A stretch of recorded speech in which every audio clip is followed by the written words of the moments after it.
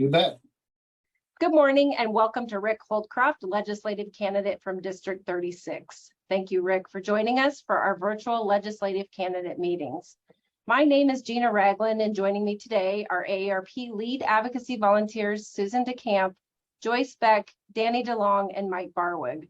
We also have joining us one of your constituents, Janet Davis. Unfortunately, Janet's having some technical difficulties this morning, so I don't know that she'll be able to have any audio.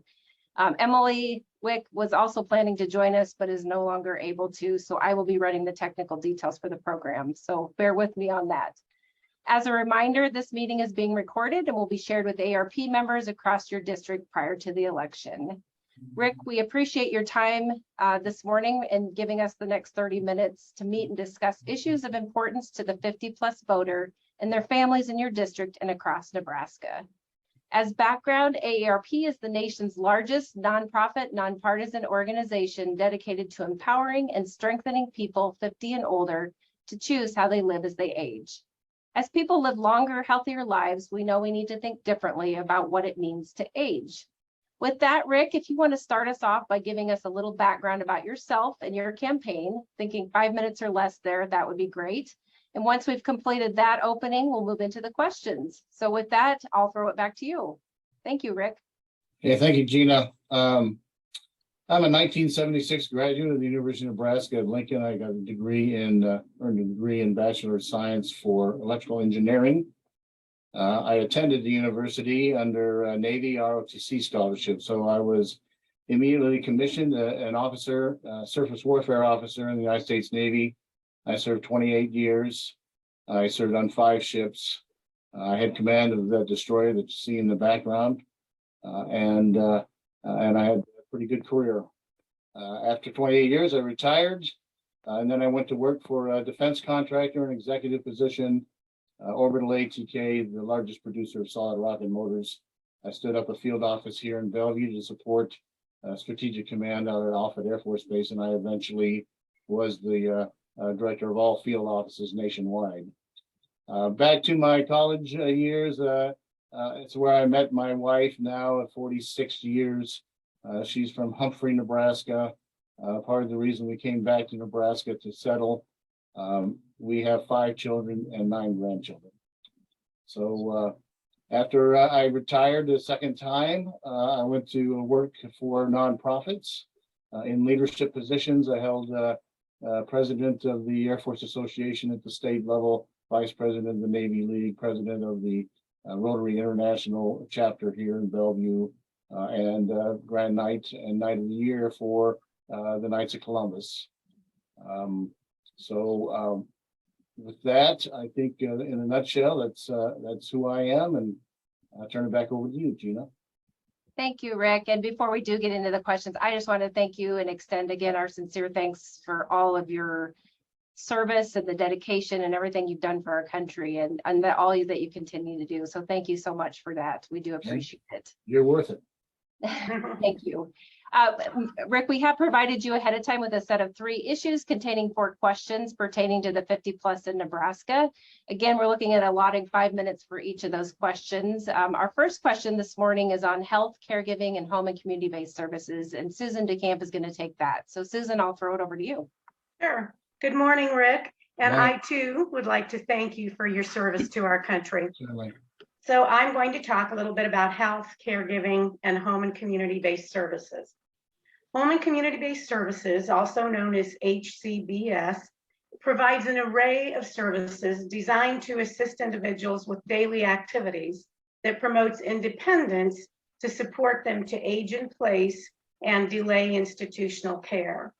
A family caregiver is any family member, friend, or acquaintance who cares for another person that is unable to live independently, and they often provide this care without pay. Telehealth services can be significant for older adults in rural areas or underserved communities particularly, while also providing support to family caregivers by reducing travel, wait times, and costs associated with in-person care. So we have 2 questions on that topic for you. The first question is, what will you do to support the 240,000 unpaid family caregivers in Nebraska through policies such as enhanced respite services, access to telehealth, caregiver education and training, and help with out-of-pocket costs. And the second question, what will you do to protect and or expand the home and community-based services program, particularly recruitment and retention of sufficient workforce and adequate funding of the services that Nebraskans and their families rely on? Okay, well, there's a lot there. First of all, fairly recently, my mother was in that type of situation where we were providing home health, and I fully believe that we need to keep folks in their homes as long as we possibly can. I think it's a better lifestyle. It's better for the individual. I think people will live longer if they're and happier in their own home. And I totally salute the family members who make those sacrifices and caregivers who make those sacrifices, because it's not easy, and I certainly appreciate it. I'm a big supporter of telehealth. I think we saw how valuable it was during the COVID years. I support rural broadband. I think there are great savings to be made with telehealth to avoid having to go to a doctor's appointment in his office or her office. And so I strongly support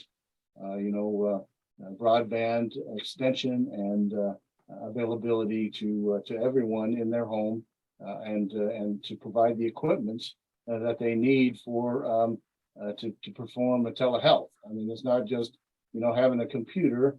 You need to be able to do blood pressures and possibly pulse and some of those those things the doctor does in his office that you'd like to be able to do at home. So I'm a big supporter of that.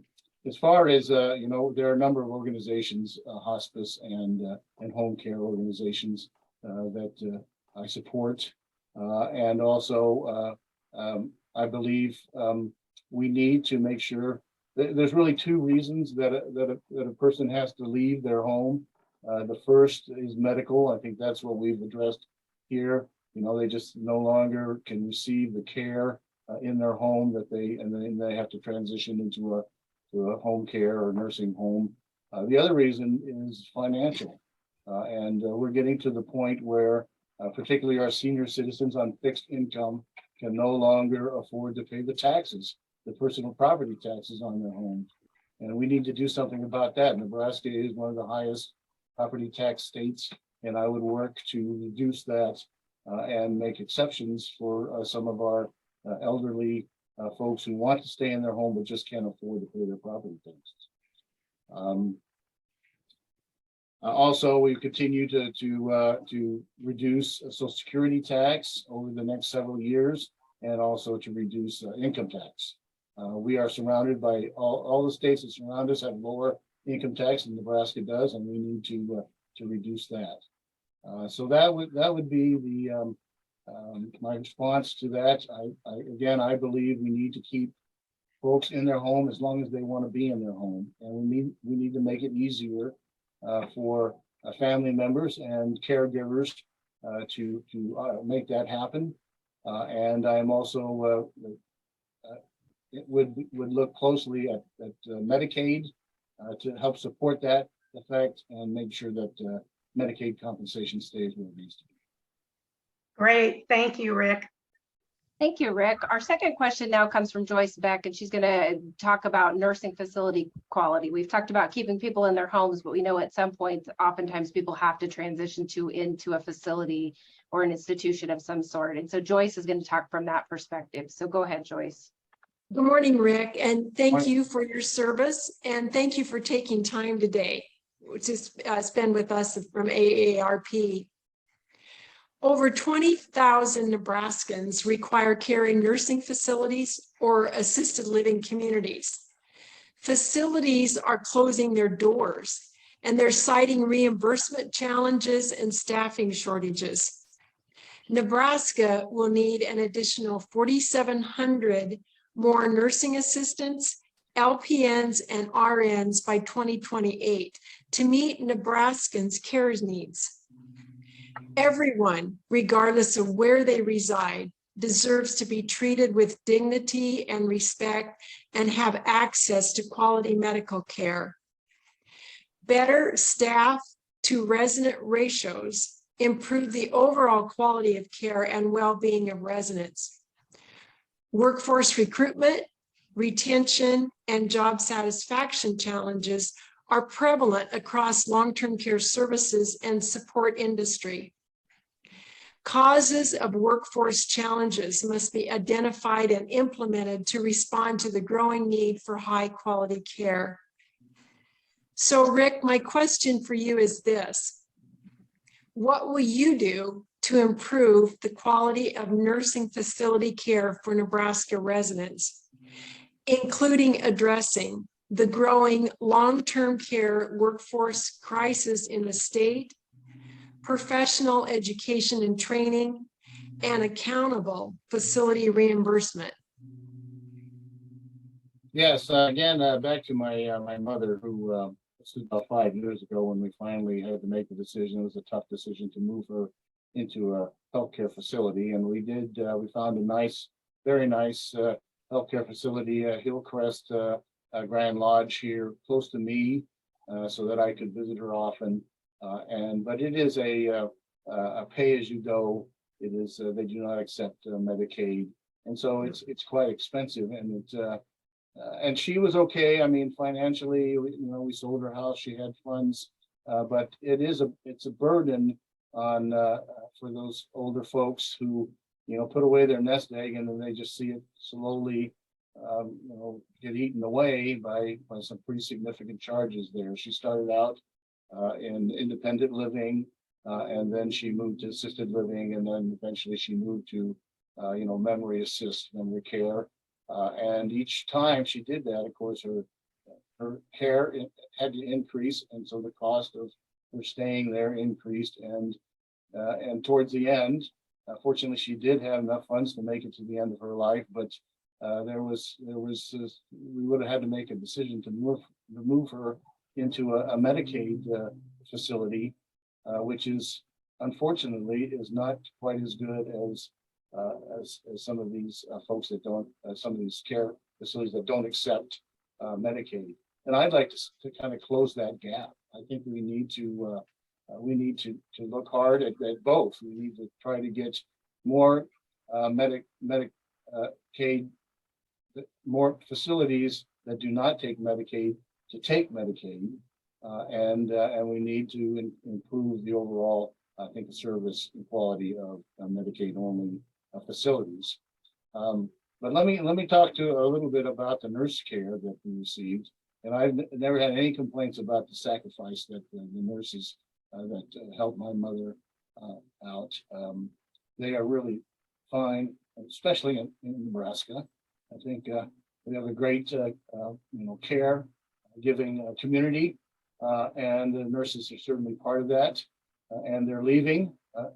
We see that. We have two of the finest medical schools in the country here with UNMC and Creighton, but unfortunately we don't retain near as many of the graduates as we need, and we need to look hard at that. We need to provide incentives, either pre-graduation to help them possibly with student loans, with an agreement that they might stay in the state of Nebraska if we pay some or all of their loan, and then and just other incentives, whether it's pay or some other benefit for them to remain in Nebraska. But we can't continue to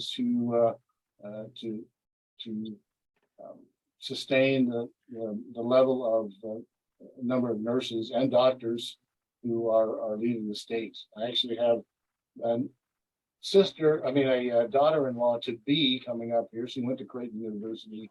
She got she's now just finished her residency as a pediatrician, but she's moving to St. Louis to be closer to family. But it would have sure been nice if she could have found as well a compensating position in Nebraska, and we need to look real hard at that. to help me out with that, I want to mention that Senator John Arch, who was the chairman of the Human Health Services Committee, he is the one who encouraged me to run again and with the redistricting. He's a very good friend, and I rely on him tremendously for advice on human and health service topics, and I will continue to lean on him for that advice. Thank you very much, Rick. Thank you, Rick. And we have appreciated Senator Arch's leadership in the HHS committee and even in the legislature. He has been a great leader. So I appreciate your comments on that as well. Our final question then, Rick, goes into discussion about livable communities and helping people stay in their home. And Danny DeLong is going to take that one. So go ahead, Danny. Hi, Rick. How are you? Good. It's good to meet a fellow veteran. All right.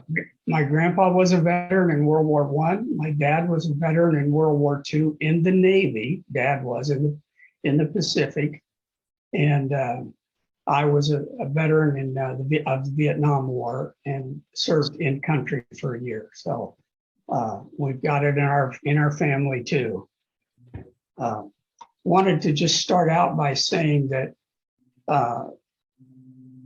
one of the priorities that people that are 50 plus say they have is to stay in their own home as long as they can.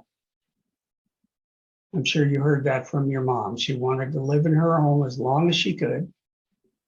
They want to live in their home community as long as they can. And that's called aging in place. And AARP supports that idea. Part of our work, a good part of our work, goes to working to make that a reality for people that are 50 plus, especially in Nebraska. So a livable community, which is what we call it, has the following characteristics. It's safe and secure. It offers affordable housing and affordable transportation options so people can travel by multiple means. It provides supportive community features such as healthcare and high-speed internet. Those are features we think are almost minimum level features for a livable community, but certainly we have communities out there which aren't quite there yet. So we're working on it. Now, affordable transportation in rural areas is difficult. It can be difficult in urban areas, but we need more transportation. We see healthcare starting to dry up out in some of our rural areas.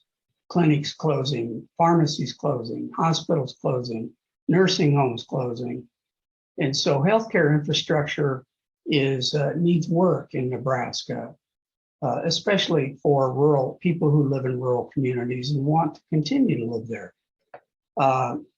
High-speed internet is one of the services that we think kind of binds together the features of a livable community.